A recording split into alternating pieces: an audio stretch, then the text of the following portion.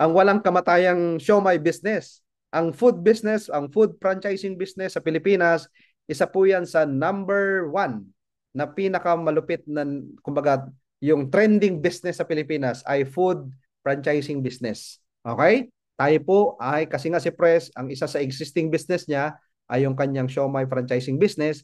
Dito po, ang gagawin niya, i-incentive niya lang yung sa atin. Alright? Okay, wait lang ha. Nawala yung slide ko. Okay. Nakikita niyo po yung slide ko? Okay? Nakikita niyo ha? Yes, kita. Ayan, okay. Alright. So yan. Guys, ganito. Paano ka ngayon magkaroon ng show my franchise na incentive lang? Eto yan. Magkano ba yan? Oh, nababasa mo ba to? Pa-type nga po sa chat magkano tong premium mall cart franchise package. Nababasa niyo po ba yung presyo? Nakikita niyo to? That's the all-in price ng franchising natin. 299,998. Tapos incentive lang. Yan po ay, ano na yan, kumbaga all in na yan, ready to operate na yan. Hanap ka na lang ng pwesto mo kung saan mo yan ipopwesto. May freezer na yan, may initial products ka na yan, kompleto na lahat yan, i-ooperate mo na lang. Hanap ka na lang ng pwesto mo. Kasama na dyan yung pag-training ng tao mo. Alright? Yan ay incentive. Ano kailangan gawin? Ito lang ang requirement ni Press. Sa loob ng isang taon, 1 year to ha, January to December. Yung iba nga isang buwan lang, inahit na to eh. Ay, yung iba nga wala pang isang buwan eh. Yung iba, alam mong ginawa, nung nag-member, ayun na. Kasi ano requirement? 10 diamond na package, na referral to ha, 15 na platinum na package, 20 na gold na package, or 30 na silver na package, or 60 na bronze na package, or 60 na mix. Yung 60 na bronze, tinan mo to ha, 60 na bronze, i-times mo yan sa 5,000. 60 times 5,000. So that's 300,000. Kaya kung mga parang, ang mangyayari, yung iba, ang ginawa, instead na mag-franchise, ayan o, 60 bronze, tapos, mayroon na silang franchise na incentive. Yan yun. Ito yung incentive. Ayan o, 299,999,998.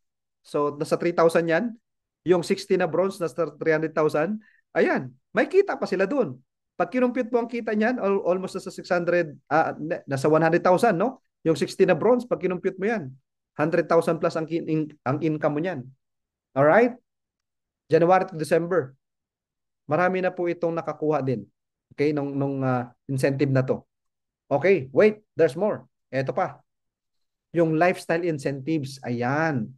Guys, iba yung rewards kanina ha. Iba yon, iba yon. Oh, ito. Oh, ayan oh. 3,000. Ito, ang maganda na to guys, dahil sa sobrang lakas ng barley po natin, ang requirement ng company dito sa mga incentive na yan, barley reorder lang yan. Okay? April to June, October to December, maka-reorder ka ng 3,000. Eh, paano yung mga malalakas magbenta? Grabe yan, no? Kahit isang reorder nga, yung iba nag-stock ng maraming barley kasi malakas magbenta, 3,000 na barley na reorder mo, 100,000 yung bigay sa'yo ng company. Oh, shopping allowance mo, mag-shopping ka, 100,000. Pag 9,000 yung na-reorder mo, 300,000 o pang shopping mo, 500,000 pang shopping mo. Bahala ka anong gusto mong bilhin dyan. Ganun kalupit siya, guys. Okay? Walang ibang requirement ha, walang ibang requirement. Ang lifestyle incentive, walang ibang requirement. Bili ka lang ng barley. Ayan o. Ano pa? Ang travel, ganun din. Hindi ka pahirapan. Ang requirement dito, mag-reorder ka lang ng barley. Gusto mo local travel, Palawan, Boracay, Bohol, 900 boxes lang ano mo, reorder mo, matik yan. Sama ka sa local travel. Okay, 4 days na 3 nights. Ang alam ko, itong international ay 5 days, 4 nights, if I'm not mistaken. No? Hindi lang ito na bago. 3,000 boxes ng barley. Ayan o, from July to September, international travel ka ngayon. It's either Singapore, Hong Kong, South Korea, or Japan. Alright? All expenses paid yan ha. Yan ang masarap sa mga travel. At walang ibang requirement. Bumili ka lang ng barley. Yun lang. Ganun lang. Eh pag kinumpute mo yan, magkano kita mo pagka binenta mo yung 3,000 barley na yan? Alam mo ba pag binenta mo yan? 3,000 times 400. Ang kikitain mo dyan, kumita ka na ng 1.2 million sa pagbenta ng barley, may pa-travel pa sa yung libre. Imagine mo, kumita ka na ng million sa pagbenta mo ng barley, may travel ka pang libre. Alright? At eto pa, car incentive. Iba pa yung kanina, rewards lang yung kanina dahil nag-rank up ka, no? Eto po ay car incentive. Ibig sabihin, kahit wala kang rank, pwede kang makakuha ng car incentive. Paano to? Tapos yan, yung mga condo and house and lot incentive, meron din yan. Okay, dito po, okay? So sa level 1, 300 sales match lang. Alam ko this month may makakakuha na to eh. So very very ano tayo diyan. Excited po tayo diyan. Alam natin kung sino yung makakakuha na to. This month mayroon ng 300 sales match. Lalabasan ka ng kotse ng kumpanya tapos mag-order ka lang ng 500 boxes ng barley every month, sagutan ng company ang monthly mo niyan. So totally free pa rin siya. Alright? It's either kung anong gusto mong brand diyan. Depende. Ito sample lang yan ha. Vios or Honda City. Pwedeng ibang brand yan. Tapos yan, condo, ganyan. Yan yung sa level 1 mo. Pag nakahit ka ng level 1, guys, 1 year yan ha. Ayan, January to December. Eh, meron nga sa atin makakahit na to kahit wala pang 1 year eh.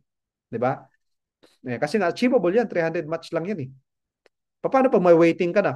Pwede yun. Yung may waiting ka na, tapos paparisan mo na lang, pwede rin yun. Automatic po, pag na-hit mo level 1, the next year, level 2 ka naman. Mga SUV naman yan. Mga Fortuner, o kaya Montero, o kaya Raptor, ganyan. Okay? Yan naman ay 1,500 sales match. The whole year po yan ha. The following year mo sa company, no? And then next naman po, eto naman, yung sports car naman, pang third year mo naman to kasi every year yan eh. Every year, level 1, level 2, level 3. So pang third year mo, pwede kang makahit ng incentive na sports car naman yan. Alright? So ganun siya. Alright.